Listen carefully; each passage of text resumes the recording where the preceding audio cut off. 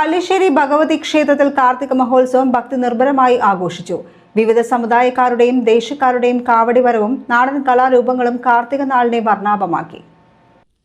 ചൊവ്വാഴ്ച രാവിലെ നട തുറന്നതിനു ശേഷം വിശേഷാൽ പൂജകൾ നടന്നു. രാവിലെ 9 മണിയോടെ വിവിധ സമുദായക്കാരുടെ തട്ടിന്മേൽ കളി, കോൽക്കളി, കാവടി വരവ് എന്നിവയ്ക്ക് തുടക്കമായി.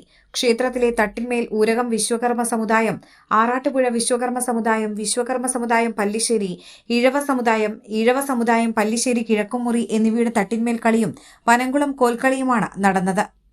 പീലി പൂ കാവടികളുമായി 6ഓളം കാവടി സംഘങ്ങൾ നിറഞ്ഞാടിയ കാവടി വരവ് ക്ഷേത്രാങ്കണത്തെ വർണ്ണാഭമാക്കി.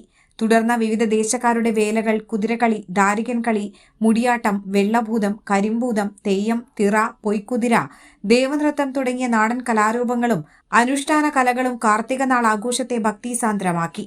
രാവിലെയും വൈകിട്ടും ഭക്തർ ദേവിക്ക് പറന്നിറക്കൽ സമർപ്പണം നടത്തി. നിരവധി ഭക്തരാണ് കാർത്തിക മഹോത്സവത്തിൽ പങ്കെടുത്തത്. വൈകിട്ട് 5-ന് ശിങ്കാരിമേളം, ദേവനൃത്തം, തെയ്യം, കുതിര, പൊയ്ക്കുതിര തുടങ്ങിയ കലാരൂപങ്ങൾ നടന്നു.